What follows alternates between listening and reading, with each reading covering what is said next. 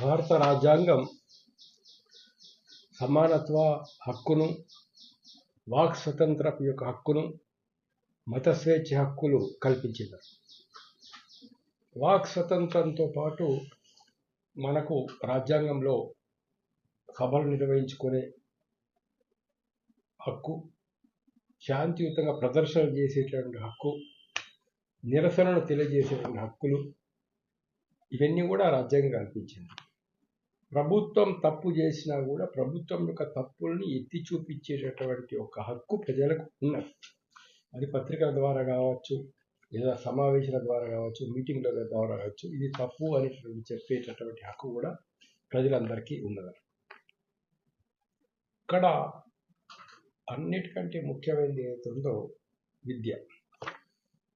విద్యలో మనం బాగా తెలివితేటలు ఉన్నటువంటి వాళ్ళు డాక్టర్లు కావాలా, బాగా తెలివితేటలు ఉన్న వాళ్ళు లాయర్లు కావాలా, జడ్జీలు కావాలా, ఇంజనీర్లు కావాలా అని చెప్పేసి మనం కోరుకుంటాం. అలా కాకుండా తప్పుడు పద్ధతుల్లో కనుక వాడు డాక్టర్ అయితే, అంటే కాపీ కొట్టి డాక్టర్ కావడము, మోసపూరితంగా డాక్టర్ అయితే, మోసపూరితంగా ఇంజనీర్ అయితే, లేక మోసపూరితంగా వాళ్ళు ఇంకో ఉన్నత పదవులకు కనుక చేరు, దానివల్ల ఎంత నష్టం వస్తుందని సమాజం. డాక్టర్ వర్క్ ఇప్పుడు నీట్ ఎగ్జామ్ అనేది ఏంటిది, ఆల్ ఇండియా లెవెల్లో జరిపేటువంటి ఎగ్జామినేషన్. ఏ రాష్ట్రానికి ఆ రాష్ట్రానికి ఇంతకుముందు ఉండే అప్పుడు ఇన్ని ప్రాబ్లమ్స్ వచ్చేటి. ఒకవేళ ప్రాబ్లం వచ్చినా ఒక ప్రాంతానికో ఒక దీనికో అది పరిమితం అయిపోయింది. లక్షలాది మంది విద్యార్థులు, ఒక 21 లక్షల మంది ఎంతమంది ఆ యొక్క నీట్ పరీక్ష లోపల పాల్గొన్నటువంటి విద్యార్థులు, లక్షలాది మంది విద్యార్థులు భారతదేశం మొత్తంలో. ఈ పరీక్ష ఎట్లా నిర్వహించాలా, ఏ విధంగా నిర్వహించాలా, ఎంత జాగ్రత్తగా నిర్వహించాలా, క్వశ్చన్ పేపర్ ఎట్లా సెట్ చేయాలా, క్వశ్చన్ పేపర్ బయటకు రాకుండా ఎన్ని జాగ్రత్తలు తీసుకోవాలా, ఇవి తీసుకోవాల్సిన అవసరం. ఇక్కడ రెండు వచ్చేసి, ఒకటేమో తమ పిల్లల్ని పాస్ చేయించుకోవాలని కొందరు ఉద్దేశం, ఎట్లానే. ఇంకోటి కార్పొరేట్ విద్యాలయాలు. ఈ కార్పొరేట్ సంస్థలు ఏదో నారాయణ కావచ్చు, శ్రీ చైతన్య లాంటివి ఆల్ ఇండియా లెవెల్లో కూడా తమలో చేర్చినటువంటి ఒక పిల్లలకు ర్యాంక్ వచ్చిందని చెప్పుకొని వ్యాపారం చేసుకోవడం. దానిపై వాళ్ళ అడ్మిషన్లకు ఫీజులు తీసుకొని విపరీతంగా ఫీజులు తీసుకున్నారు, కోట్లు. ఏది వాళ్ళ మెడికల్ కాలేజీలలో వాళ్ళు వసూలు చేసేది 5 కోట్లు, 6 కోట్లు, 3 కోట్లు, 4 కోట్లు దాని లోపల చేసేటువంటి ఫీజు వసూలు చేసుకున్నారు. ఇది ఏంటంటే కారణం ప్రభుత్వం విద్యకు ప్రాధాన్యత ఇవ్వకపోవడం. ప్రభుత్వ విద్యాలయాలు, ప్రభుత్వ కాలేజీలు, ప్రభుత్వ యూనివర్సిటీలు, ప్రభుత్వ మెడికల్ కాలేజీలు, ప్రభుత్వ ఇంజనీరింగ్ కాలేజీలు ఇవ్వాలని రాజ్యాంగం చెప్తున్నది మనం. ఇది వీళ్ళు బాధ్యత తప్పించుకొని తమ వాళ్ళ చేత ఇంజనీరింగ్ కాలేజీలు పెట్టించుకొని, తమ వాళ్ళ చేత మెడికల్ కాలేజీలు పెట్టించుకొని వీళ్ళు ఒక దీన్ని కూడా వ్యాపారం, విద్యను కూడా వ్యాపారం, అన్ని వ్యాపారం అయిపోయాయి భారతదేశంలో. విద్యా వ్యాపారం, వైద్యం వ్యాపారం, రాజకీయ వ్యాపారం, ప్రతిదీ వ్యాపారం అయిపోయి ఎన్నికల్లో పెట్టుబడి పెట్టి దాన్ని ఇన్వెస్ట్మెంట్ చేసి లాభాలు తీసుకోవాలి, అట్లయిపోయింది పరిస్థితి. ఇక్కడ ఏంటంటే అవినీతి అనేది పెద్ద చీడ పురుగు భారతదేశంలో. సమస్త అనర్థాలకు, అన్ని రకాల అనర్థాలకు కారణం అవినీతి. వాతావరణ కాలుష్యం కావచ్చు, ఇవాళ కల్తీ నూనెలు కావచ్చు, కల్తీ మందులు కావచ్చు, లేకపోతే ఇవాళ గంజాయి సరఫరా కావచ్చు, అన్ని రకాల ప్రమాదం జరుగుతుంది. నువ్వు మోటార్ వెహికల్ ఇన్స్పెక్టర్ సరిగా లేడు కాబట్టి అది స్కూల్ బస్సు సరిగా చెక్ చేస్తలేడు. ఇప్పుడు ఇన్ని అక్రమ లేఅవుట్లో వస్తున్నాయి. ఇట్లా వస్తుంది దానిలో అక్రమ లేఅవుట్లు కొనుక్కున్నోడు ఏమైపోలే భవిష్యత్తులో. సో ఇది అవినీతి మీద కారణం. ఈ అవినీతి వలన ఏం జరిగిందని అంటారు, దాదాపు 160 సార్లు భారతదేశంలో ఈ మధ్య కాలంలో పేపర్ లీకులు జరిగాయి. అన్నిటికంటే పెద్ద పేపర్ లీక్ నీట్ ఎగ్జామ్లో జరిగినటువంటి పేపర్. కోట్లు సంపాదించుకున్నారు ఆ పేపర్తో, వాళ్ళ ఏజెంట్ల ద్వారా అమ్ముకోరు. అది బయటకు వచ్చింది.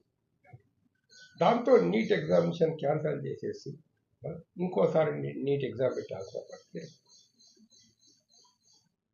మరి అప్పుడే కనుక కేంద్ర ప్రభుత్వం, విద్యాశాఖ మంత్రి తగినటువంటి చర్యలు కనుక తీసుకున్నట్లయితే వాళ్ళు ఇంత ఆందోళన వచ్చేది కాదు. అంటే తోటకూర దొంగిలించిన నాడే కనుక తల్లి మనకు తిట్టినట్లయితే పెద్ద దొంగతనం జరిగేది కాదు. ఇక్కడ రామ మందిరంలో కావచ్చు, ఇక్కడ ఇక్కడ ఏమైపోయిందనంటే ప్రభుత్వాలు సరైనటువంటి చర్య తీసుకోకపోవడం వల్ల తీవ్రమైన అసంతృప్తి విద్యార్థుల లోపల వచ్చేసి మీరు వాళ్ళ మీద చర్యలు తీసుకోవాల్సిందే అనేది రోడ్డు మీద దిగారు. న్యాయమైన డిమాండ్ వాళ్ళు చేసినటువంటి ఎవరు బాధ్యులో వాళ్ళ మీద చర్య తీసుకోండి. కేంద్ర మంత్రి వారికి కూడా మీరు చర్య తీసుకోవాల్సిందే కాదు, ఎవరెవరు ఉన్నారు అని వాళ్ళు ఉద్యమించేసరికి అక్కడ ప్రజాస్వామ్య పద్ధతిలో అందరూ శాంతియుతంగా ప్రపంచం ఒక్కరోజు కాదు, 2 రోజులు కాదు, 30 రోజులు వాళ్ళక్కడ సమావేశమయ్యారు.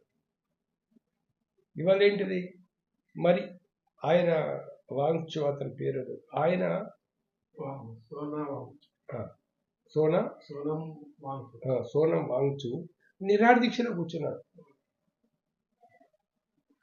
మరి కేంద్ర ప్రభుత్వములో ఉన్న మంత్రులు ఇవాళ ఎవరెవరైతే మాట్లాడుతున్నారో వాళ్ళు అదే రోజు కనుక ఆయన దగ్గరికి వెళ్ళి ఫస్ట్ విద్యార్థులు ప్రారంభం చేసినప్పుడే అదే రోజు వీళ్ళని పిలిపించుకొని మాట్లాడి మేము ఇది చేస్తున్నాం అని చెప్పినట్లయితే అది నిరాహార దీక్షలు ఎందుకు కూర్చునేవాడు?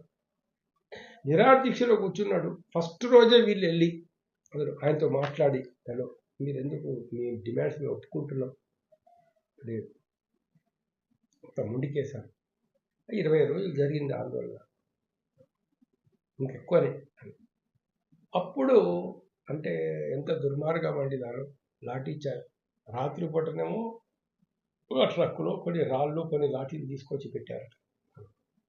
తెల్లారి వాళ్ళ 5-6 మంది గుండాలు వాళ్ళకు సంబంధించిన వాళ్ళు వచ్చేసి పోలీసు వాళ్ళు ఇన్ని రోజుల నుంచి ఒక్క రాయి కూడా వేయని వాళ్ళు, ఏ రోజు ఒక రాయి వేయలే, ఏ రోజు ఒక కానిస్టేబుల్ వాళ్ళు తిట్టలేదు కొట్టలేదు దాంట్లో. ఇంకా వాళ్ళకి మంచినీళ్ళు ఇచ్చారు, ఇంకా వాళ్ళకు టిఫిన్లు పెట్టి ఇచ్చారు. దాన్ని వీళ్ళే అంత సడన్గా అవుతుందో వాళ్ళు పూనుకుంటారు. వీళ్ళు పార్లమెంట్ దిక్కుపోవడం స్టార్ట్ చేసిన తర్వాత వాళ్ళు రాళ్ళతోటి కొట్టి ఇది కారణం చూపించి లాఠీ చార్జ్. నువ్వు లాఠీ చార్జ్ ఎట్లా చేయాలండి? ఇప్పుడు మేము ఎన్నో చట్టాలు చూసి ఒక హైకోర్టు జడ్జిగా చేసి అనుభవంతో మేము చెప్తున్నాం. లాఠీ చార్జ్ తల మీద కొడతారా, ముఖం మీద కొడతారా, కళ్ళకు దాకేటట్లు కొడతారా? లాఠీ చార్జ్ ఈవెన్ ఒక దొంగ పారిపోతున్నాడు అంటే బుల్లెట్ ఫైర్ చేసినట్టే మోకాళ్ళ కింద కొట్టాలనే రూల్స్ ఉంటాయి. లాఠీ చార్జ్ చేసేది ఉంటే నీకు కాళ్ళ కింద కొట్టాలి, మోకాళ్ళ కింద కొట్టాలి, తొడల మీద కొట్టచ్చు, కాళ్ళ కింద కొట్టాలి. శరీర పై భాగం మీద లాఠీలతో కొట్టకూడదు. కానీ ఎట్లా కొట్టారని అది ఇంకోటి ఏంటిది, లాఠీతో కొట్టడం కాదు, ఈ లాఠీలకు ఏది మూలలు కొట్టారు. ఎంత దుర్మార్గం అండి! అంటే ఆల్రెడీ మీరు ప్రిపేర్ అయ్యి వచ్చారు, ఈ పిల్లల్ని ఎట్లా కొట్టాలి, ఎట్లా భయభ్రాంతులు చేయాలి. లాఠీలకు ములలు పెట్టేసి ములలు దున్నటువంటి లాఠీతో కొట్టడం, ఆడపిల్లల మీద దౌర్జన్యం చేయడం, ఆడపిల్లల్ని తోసేయడం, లోపల ఆడపిల్లకు వెనుక నుంచి లాఠీలతోటి కొట్టడం ఎక్కడంటే అక్కడ. సో ఇది ఇంకా దుర్మార్గం. తర్వాత అవుతుందో పెల్లెట్ల ప్రయోగం. ఇది చేయాలంటే ఆర్డర్స్ రావాలా, ఆర్డర్స్ ఉంటే చేయాలి. ఎవరు ఆర్డర్ ఇచ్చినట్లు, ఎవరు ఆర్డర్ ఇచ్చారు? మరి ఇదంతా కేంద్ర హోంశాఖ మంత్రి తెలిసి జరుగుతున్నదా? ప్రభుత్వం తెలిసి జరుగుతున్నదా, తెలివి జరుగుతున్నదా? తెలివి జరిగితే చేతకాని ప్రభుత్వం అన్నట్టు, తెలిసి జరిగితే ఒక దుర్మార్గంగా ఒక ఉద్యమాన్ని మీరు అణచాలని చెప్పేసి ప్రయత్నం చేసినారు. దాంతో ఇంతగానో రెచ్చిపోవడం జరిగింది. కానీ చివరకు విద్యార్థులు సక్సెస్ అయినారు. లోపల వాళ్ళని విద్యాశాఖ మంత్రి ఇవాళ రాజీనామా చేయడం జరిగింది.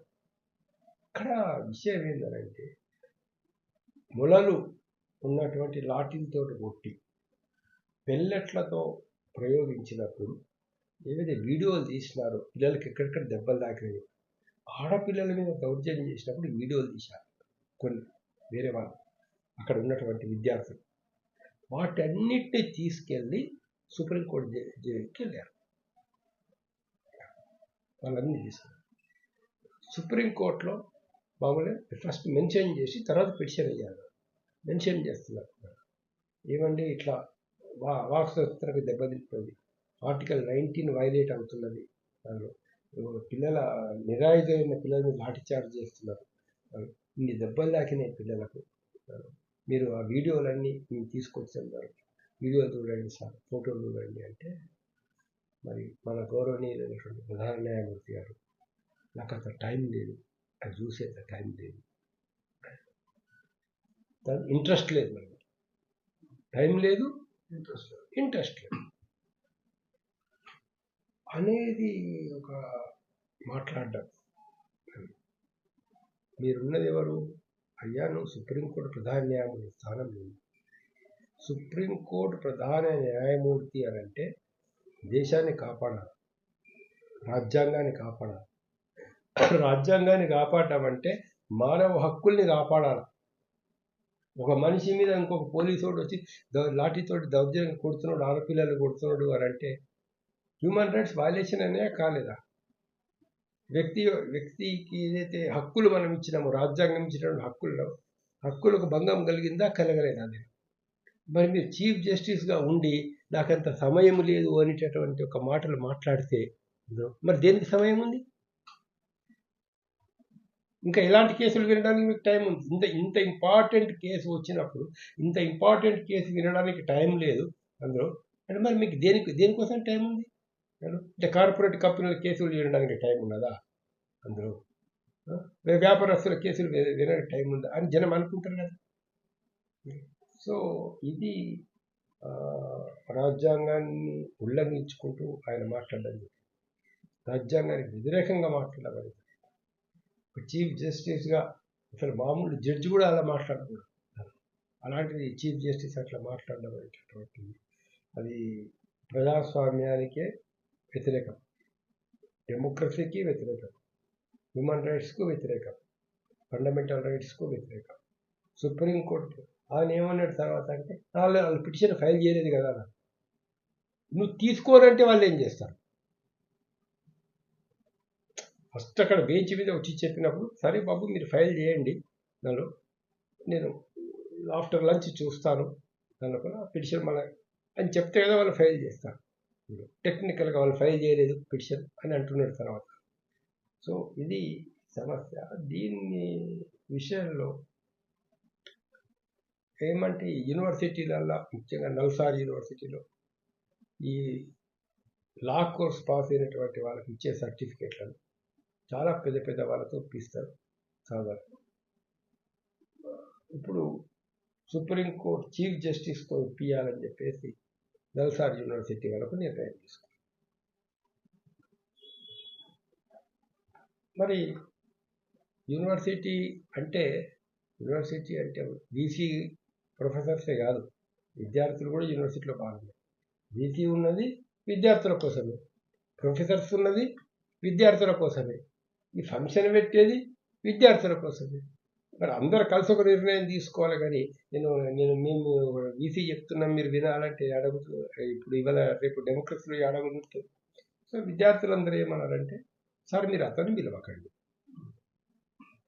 సుప్రీంకోర్టు చీఫ్ జస్టిస్ పిలవకండి, ఎందుకంటే ఆయన మానవ హక్కుల్ని విద్యార్థుల హక్కుల్ని కాపాడేటటువంటి ఒక బాధ్యత నుంచి తప్పించుకున్నాడు కాబట్టి మేము ఆయన చేత అటువంటి వ్యక్తి చేత మేము సర్టిఫికేట్లు తీసుకోదలుచుకోలేదు అని. ఏం తప్పు అది? వాళ్ళకి హక్కు లేదా? ఇప్పుడు వాళ్ళ ఫంక్షన్ అది, వాళ్ళ ఫంక్షన్, విద్యార్థుల వాస్తవంగా చెప్పాలంటే విద్యార్థుల ఫంక్షన్ అది. ప్రొఫెసర్స్ వీసీలు పాల్గొనే వాళ్ళే, కానీ ఫంక్షన్ వాళ్ళది. కాబట్టి మా ఫంక్షన్కు మాకు వద్దు ఆయన అని అంటే మొత్తం 99% విద్యార్థులు 100% విద్యార్థులు ఈ యొక్క నిర్ణయాన్ని సమర్థించారు. ఏ ఒక్క విద్యార్థి కూడా అతను పిలవాలా అని అనలే. ఇప్పుడు ఏమైపోయింది సార్, ఇప్పుడు ప్రోగ్రామ్ బహుశా క్యాన్సిల్ అయింది, ఆయన పిలవడం లేదు. ఇప్పుడు గవర్నమెంట్ లెవెల్లో పై లెవెల్లో ఇప్పుడు ఎంత ప్రెషర్ తీసుకొచ్చారంటే మాకు బార్ కౌన్సిల్ ఉంటుంది, bar council of India. Bar council of India ఏంటిది? ఈ లా పాస్ అయిన వాళ్ళని అడ్వకేట్గా నామోదు చేయించడం, ఎన్రోల్ చేయించడం అంటారు బార్ కౌన్సిల్లో. మళ్ళీ వీళ్ళ కోడ్ ఆఫ్ కండక్ట్ అవన్నీ తర్వాత ఉంటాయి. ఈ ఎవరైనా లాయర్ కనుక తప్పుడు పనులు చేసినట్లయితే వాళ్ళకి శిక్షించిన అధికారం కూడా బార్ కౌన్సిల్కి ఉంటుంది, వివిధ బార్ కౌన్సిల్. అదేవిధంగా నేషనల్ లెవెల్లో బార్ కౌన్సిల్ ఆఫ్ ఇండియా ఉంటుంది, రూల్స్ అవన్నీ ఉంటాయి. ఒక నిర్ణయం చేసింది ఈ ఈ సంవత్సరం 2026లో బ్యాచ్లో ఎవరైతే లా పాస్ అవుతారో వాళ్ళని అడ్వకేట్గా ఎన్రోల్ చేయకండి అని ఆర్డర్స్ ఇచ్చింది. ఎందుకు? చీఫ్ జస్టిస్ని పిలవద్దని వీళ్ళు అన్నారని. చీఫ్ జస్టిస్ పిలవద్దు అని వాళ్ళు ఒక నిర్ణయం చేస్తే దానిలో వాళ్ళు ఏం నేరం చేసినారు? అచ్చా, నేరం చేసి అది సంగతి. లా పాస్ అయ్యాడు ఈయన, లా కాలేజీలో నల్సార్ యూనివర్సిటీలో లా పాస్ అయ్యాడు, అడ్వకేట్గా ఎన్రోల్మెంట్ అవుతాడు. ఎట్లా ఆపుతావు నువ్వు? ఏమైనా దొంగతనం చేసినాడా, లేదా ఇంకేదైనా నేరం చేసినాడా? ఎట్లా ఆపుతావు నువ్వు? అలాంటప్పుడు ఈ సంవత్సరం బ్యాచ్ మొత్తానికి మీరు అడ్వకేట్లుగా ఎన్రోల్ చేయొద్దు అని ఎట్లా చెప్పారు వాళ్ళు? అసలు జ్ఞానం ఉండి చెప్పారా, జ్ఞానం లేక చెప్పారా, చదువుకొని చెప్పారా, చదువుకోలేక చెప్పారా? న్యాయవాదులు వీళ్ళు అక్కడ సుప్రీంకోర్టులో అడ్వకేట్స్ అండ్ సుప్రీంకోర్టులో బార్ కౌన్సిల్ నడిపేటటువంటి ఒక వాళ్ళు. అంటే పైనుంచి నీకు ఒత్తిడి రాగానే నువ్వు ఆర్డర్ పాస్ చేస్తాడు. ఇక బుర్ర అవసరం లేదా?